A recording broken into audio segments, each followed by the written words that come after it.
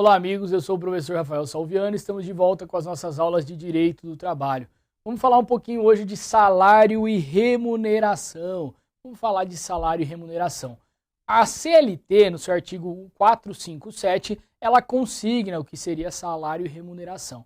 O que a gente precisa entender de principal nisso daí? Bom, salário. O salário ele é a base da remuneração do empregado. Salário e remuneração são coisas distintas. A remuneração ela engloba todas as verbas de natureza salarial. E o salário é a base, geralmente a maior parcela do salário, dos vencimentos da remuneração do obreiro. Então a gente tem que saber separar isso daí. É claro que na prática a gente acaba chamando de salário tudo que o empregado recebe, tudo que o trabalhador recebe. Mas há uma diferenciação. Então o salário é o salário base e remuneração é composta de todas as verbas de natureza salarial, ok? Um exemplo para que isso fique claro a você.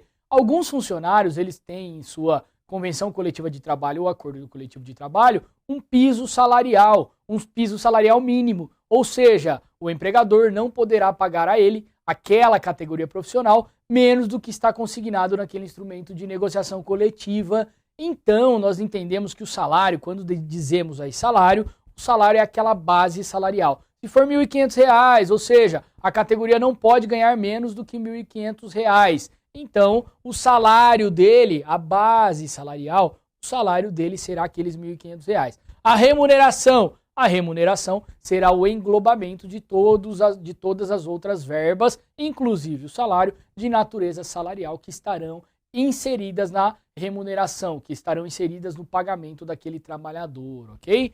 O artigo 457, ele denota também que a gorjeta, ela é pagamento, ela é salário, ela tem natureza salarial, ela é remuneração e ela é englobada na remuneração, ok? Então a gorjeta, o que é a gorjeta? Quando você vai a um restaurante, quando você vai a algum lugar e você paga lá os 10% do garçom, ou você prontamente dá lá R$ 5, R$ 10, R$ 15 ao garçom. Aquilo ali é gorjeta. A CLT, ela diz que a gorjeta ela também terá natureza salarial, mas é um salário pago por terceiros. É um salário pago ao empregado por outras pessoas que não o empregador. Então a gorjeta ela também tem caráter salarial, mas quem paga não é o empregador, ok? Essa distinção ela é bastante importante no nosso início aqui das aulas de remuneração. Bom, salário é a base, é uma prestação, é uma rubrica que tem ali no vencimento do empregado, que é a base do seu sustento, ok? Remuneração engloba todas as verbas de natureza salarial. A gente vai entender já como a gente chega, como a gente verifica se há ou não natureza salarial de determinada verba. E a gorjeta, ela também é salário, mas a gorjeta é salário pago de um terceiro ao empregado, ok? Todas essas, elas integram o gorjeta, salário e outros integram a remuneração. Bom, integram o salário também integram o salário, também serão usados de base para diversos cálculos trabalhistas, esses outros que a gente vai dizer a partir de agora. As comissões, as percentagens, as gratificações ajustadas às diárias para viagens e o abono pago pelo empregador, conforme o parágrafo 1º do artigo 457, ok? Então todas essas outras aqui, rubricas, que constam no recibo de pagamento, que constam no demonstrativo de pagamento, no holerite do empregado, eles também têm natureza salarial. Comissão, foi ajustado lá com o empregado que se ele vender tantos imóveis, se ele vender tantas coisas, se ele vender tantos objetos, ele vai ter uma comissão em relação àquilo, natureza salarial. Percentagens, olha, você vender R$55 mil, você vai ter percentagem em relação a essa venda, natureza salarial. Gratificação ajustada. Se você ficar 2 anos na empresa, você vai ter uma gratificação bienal e assim sucessivamente. Natureza salarial. Diárias para viagem e abonos pagos pelo empregador. Diária para viagem, a gente vai entender já o que é a diária para viagem. Mas de antemão já lhe digo que ela faz parte da remuneração e ela tem natureza salarial. E os abonos pagos pelo empregador. Então o abono pago pelo empregador, ele também terá natureza salarial. Professor, me dá um exemplo de abono. O abono é quando o empregador, ele resolve antecipar a convenção coletiva da categoria, o reajuste que seria trazido pela convenção coletiva da categoria. Então a gente sabe que existem as datas bases anuais aí das categorias para verificar o reajuste salarial. E o empregador, ele resolve se antecipar aquilo, porque está demorando para sair a convenção coletiva, e paga ao seu empregado, paga ali aquele adiantamento ao seu empregado. Isso aí é chamado de abono, e o abono também terá natureza salarial, conforme o artigo 457, parágrafo 1º. Não integram o salário. Olha só, isso aqui é a exceção, e a gente sabe que o nosso examinador ele gosta bastante da exceção. Não integram o salário, conforme o artigo 457, parágrafo 2º da CLT. A ajuda de custo. A ajuda de custo, amigo, é aquele dinheiro que é pago ao empregado de forma indenizatória. Então o empregado ele foi viajar, ele teve algum gasto na prestação de serviços, ele foi a alguma cidade prestar um serviço para o empregador, ou outras formas aí, ele foi do outro lado da cidade, precisou almoçar por lá e etc. Isso daí é ajuda de custo. A ajuda de custo, ela depende de comprovação. Então o empregado, ele chega, ele gasta o dinheiro e chega até a empresa e fala, olha, eu usei tudo isso daqui de dinheiro naquele dia que eu viajei para o senhor, ou naquela prestação de serviços, e eu preciso que isso seja reembolsado. Isso é ajuda de custo. A ajuda de custo, ela tem caráter indenizatório. Ele gastou, está indenizando por aqueles gastos. E aí, diz o nosso artigo 457, parágrafo 2º, que esta verba não terá natureza salarial. Legal? Então, caráter indenizatório é diferente, é o oposto de caráter salarial. Esse momento a gente precisa entender isso daí. Verba de natureza salarial, ela gera reflexo no aviso prévio, ela gera reflexo nas horas extras, ela gera reflexo nas férias, ela gera reflexo no 13º, ela gera uma série de reflexos. Entretanto, quando a verba for de natureza indenizatória, ela não gera reflexo nenhum. Por isso é tão importante ao empregador ele verificar quais serão as verbas de natureza salarial e quais serão as verbas de natureza indenizatória. A ajuda de custo é um exemplo de natureza de verba de natureza indenizatória, ok? Grave bem isso daí. A diária de viagem. A diária de viagem. Professor, você disse aqui em cima que a diária de viagem ela também terá caráter salarial. Mas o artigo 457, parágrafo 2º, ele traz uma exceção. Ele traz uma exceção à regra. Olha, em regra, a diária de viagem ela será considerada de natureza salarial. E qual é a exceção? A exceção é que quando essas diárias de viagem não forem pagas e não se consignarem superiores à metade, a 50% do salário do empregado, aí não há que se falar em verba de natureza salarial. Aí a gente exclui da contagem de todos os outros direitos essa verba, essa diária para viagem. Professor, me explica melhor isso daí que eu não entendi. Bom, o nosso empregado, ele ganha no mês uma despesa, uma diária de viagem, ele ganha no mês lá R$1.000, ok? De diária de viagem. Só que o salário dele é de R$2.500. Pega e faz a proporção. R$1.000 é menos do que 50% dos R$2.200? Sim. Então, se é menos de 50%, essa verba não será considerada como uma verba de natureza salarial. Ela será meramente indenizatória. Então, ela não vai gerar reflexos em nada, ok? Lembre bem disso daí. Então, as diárias de viagem, em regra, elas terão natureza salarial. Se as diárias de viagem que são pagas ao empregado forem até 50% do salário, 50% ou menos do salário do empregado, aí ela não terá natureza salarial, ok? Então, até 50% pode pagar, não vai ter reflexo. Passou disso, vai ter natureza salarial e vai gerar reflexo em todas as outras verbas aí consectárias. Vamos continuar então falando do nosso salário e remuneração. Bom, o pagamento ele deve ser mensal. O artigo 459 da CLT, ele denota que o pagamento ao empregado deverá ser mensal. O que isso significa, professor? Que o período máximo para o pagamento do nosso empregado ele é de mês em mês. Não pode ser estipulado num contrato de trabalho, numa convenção coletiva de trabalho, que o empregador pagará ao funcionário a cada 2 meses o seu salário. Não, todo mês ele tem que receber o salário. É claro que menos que isso não há problema. Existem alguns trabalhadores que recebem por diária, existem alguns trabalhadores que recebem por quinzena. Isto não tem problema. Ele pode fazer dessa forma também. mas o prazo máximo para o pagamento do salário, ele deverá ser mensal. Isso aí também é importante. Pode menos do que um mês? Pode. Pode ajustar por dia, pode ajustar por semana, pode ajustar por quinzena? Pode, não tem problema. O que não pode é ajustar por bimestre, por trimestre, semestre, etc. Ok? Exceções. Há uma exceção em relação a essa regra. As comissões, as percentagens e as gratificações, elas poderão sim ser pagas aí por mais em espaços maiores do que um mês. Então pode ser ajustado aí a cada 2 meses, pode ser ajustado a cada trimestre. Mas o prazo máximo nessa exceção que eu acabei de te falar, nas comissões percentagem e gratificação, o prazo máximo para o pagamento será de 3 meses. Então vamos lá, pode sim pagar até um mês. Aliás, a regra é que se pague até um mês. Pode menos, pode semanal, pode quinzenal, período máximo de um mês. Exceção de verbas de natureza salarial que podem ser pagas em períodos maiores do que um mês. São as comissões, as percentagens e as gratificações. Essa daí poderá ser acordado que elas serão pagas em até 3 meses, ok? Então pode fazer em um mês, pode fazer em 2, pode fazer em 3. 3 meses é o máximo.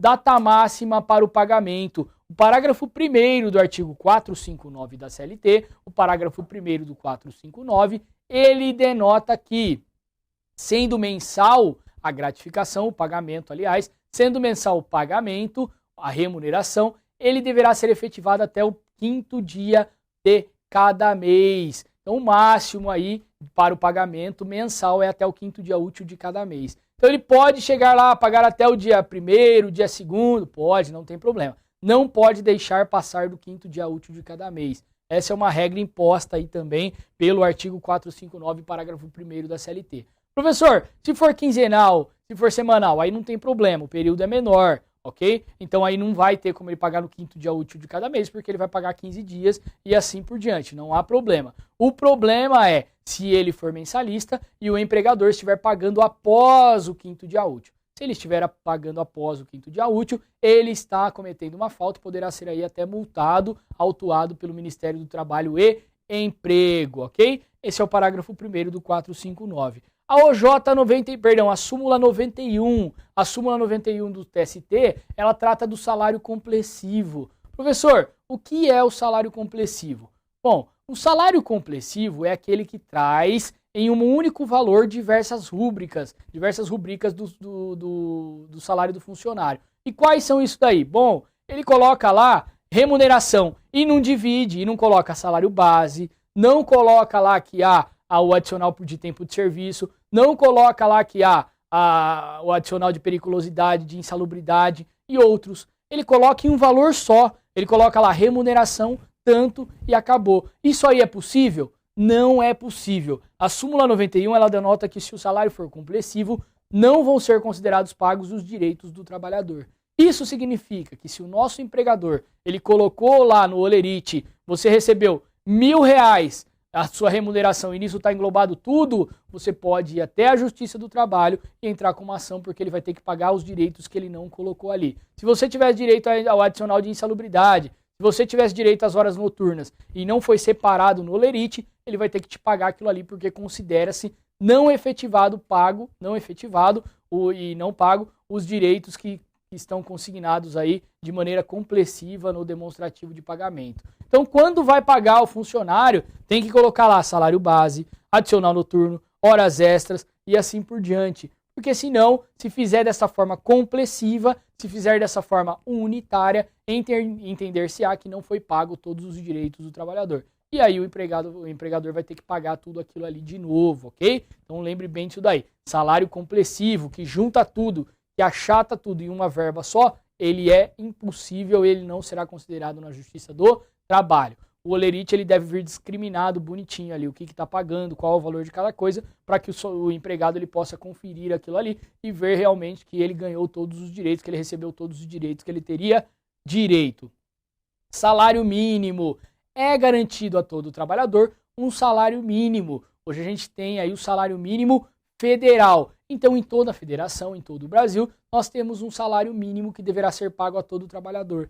Nenhum trabalhador poderia ganhar menos do que um salário mínimo. Isso aí é uma regra constitucional. É claro que naqueles trabalhadores, no caso daqueles trabalhadores que trabalhem menos do que 220 horas por mês, ou seja, que trabalhem em regime de tempo parcial, a este é garantido também o salário mínimo, mas é o salário mínimo hora. Eu falei para você como é que a gente faz isso aí já. Você pega lá o salário mínimo, divide por 220 e você vai chegar ao salário mínimo hora. O salário mínimo hora, ele é garantido a todo trabalhador. Então nenhum trabalhador pode ganhar menos do que o salário mínimo. O trabalhador trabalha 220 horas. Quanto ele vai ter que ganhar? O mínimo é o salário estipulado pela federação, ok?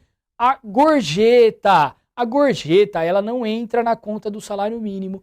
O salário mínimo é uma garantia constitucional do trabalhador, mas disse que o salário mínimo deve ser garantido pelo empregador. Então não há como se incluir a gorjeta, por exemplo, no pagamento do salário mínimo. Quem tem que fazer o pagamento do salário mínimo é o empregador ao empregado. Então se ele ganha lá R$ 788, salário mínimo, ele ganha R$ 788 e ganha mais alguns vencimentos, mais alguns valores de gorjeta, esses valores de gorjeta não podem ser utilizados para chegar no salário mínimo. Então, vamos supor, ele ganhou no mês R$ 288 de gorjeta. Aí o empregador fala, não, mas se ele ganhou R$ 288 de gorjeta e o salário mínimo é 788, então eu só vou pagar ele R$ 500, porque aí eu estou garantindo o salário mínimo. Negativo. O salário mínimo, ele é garantido pelo empregador ao empregado. A gorjeta, outras verbas que ele ganhar, vai entrar na remuneração para passar daquilo. Sempre lembrando que o salário mínimo, ele pode aí ser acrescido em outras, será aumentado em algumas funções por acordo coletivo, convenção coletiva ou a própria lei. A gente tem que lembrar que é o salário base. Ele pode ganhar mais? Pode. As gorjetas que ele vai ganhando vai somando-se ao salário dele, a remuneração dele vai aumentando. Mas, obrigatoriamente, o empregador deverá garantir a ele o salário mínimo. Então, lembre de salário mínimo. Quando te falar de salário mínimo, lembre sempre, ligue. O salário mínimo tem que ser pago pelo empregador. Então, gorjeta que é pago por terceiro não é pago pelo empregador, então não entra na contagem para o salário mínimo. Se o empregador não estiver garantindo o salário mínimo ao seu empregado e ele entrar com aquilo na justiça, ele vai ganhar aí essa diferença para completar o salário mínimo, ok? É isso que diz pra gente aí o salário mínimo, é assim que funciona a questão do salário mínimo. Comissão, tarefa, salário, condição. Bom, a comissão, no caso da comissão, também é necessário que se garanta ao empregador, o empregador garanta ao empregado o salário mínimo. Existem alguns funcionários, existem alguns empregados que eles ganham apenas por comissão. Eles são chamados aí de comissionistas puros. Eles ganham apenas por comissão. É possível que esses empregados, que esses funcionários, eles ganhem menos do que o salário mínimo?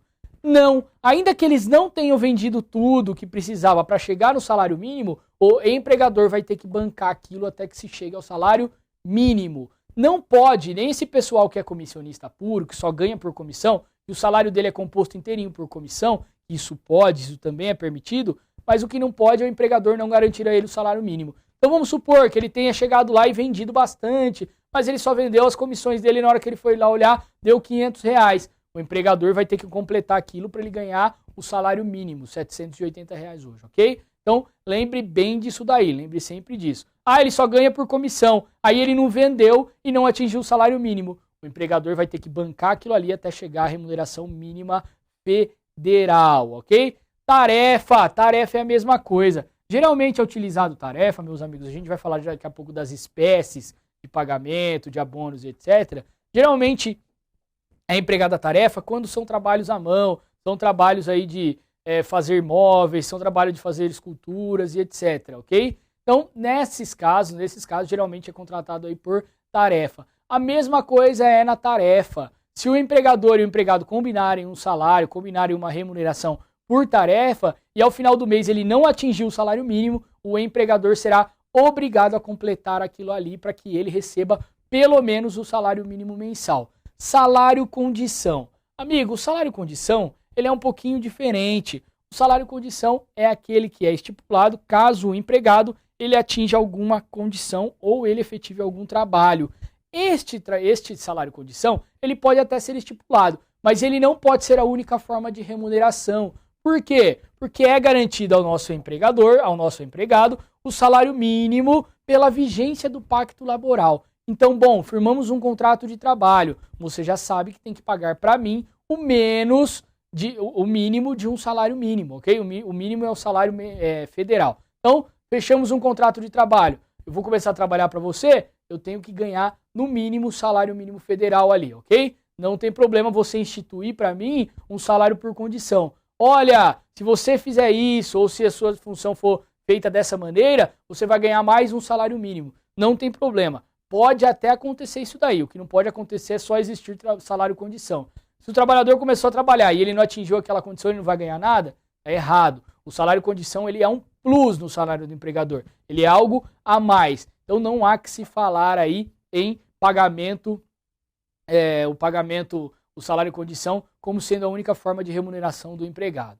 Ok? Então, todas essas pessoas que ganham por comissão, tarefa, percentagem, tem que ser garantido a eles o mínimo do salário federal. É o nosso salário mínimo federal. Ele não pode ganhar menos que aquilo, sob pena de, se for a Justiça do Trabalho, o empregador ser obrigado a pagar a ele todas aquelas diferenças, ok?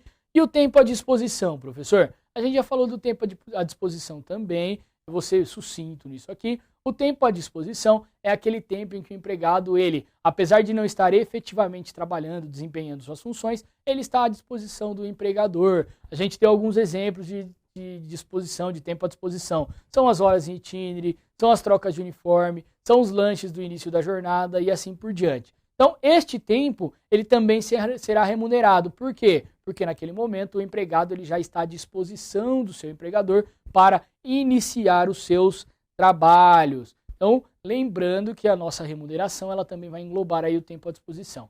Só um detalhezinho, eu falei para você que as nossas horas em itinerário, elas também são parte integrante do tempo à disposição. Então, elas são somadas, acrescidas à jornada de trabalho. A jornada de trabalho contratual era de 8 horas e ele tem um tempo à disposição, ele tem um tempo de horas em itinerário de 1 hora. Se ele trabalhar mais 7 horas, a gente vai ter aí 8 horas de trabalho, não tem problema. Se ele foi contratado por 8 horas e ele trabalha efetivamente 8 horas, mas tem um tempo à disposição, tem um tempo de horas em itinerário de 40 minutos na entrada e 40 minutos na saída, obrigatoriamente terá que ser pago a ele essa 1 hora e 20 como horas extras. Lembrando, então, do tempo à disposição com relação à nossa remuneração, é que, havendo tempo à disposição e somando-se a jornada efetiva com o tempo à disposição, passado o limite estipulado por lei, ou pela Constituição Federal, ou então pelo pactuado entre as partes, haverá necessidade de ser pago aquele tempo como horas extras, ok? Amigos, encerro por aqui o nosso primeiro bloco de remuneração. Nas próximas aulas vamos falar um pouquinho mais e aprofundar os nossos conhecimentos sobre esse tema. Um grande abraço e bons estudos.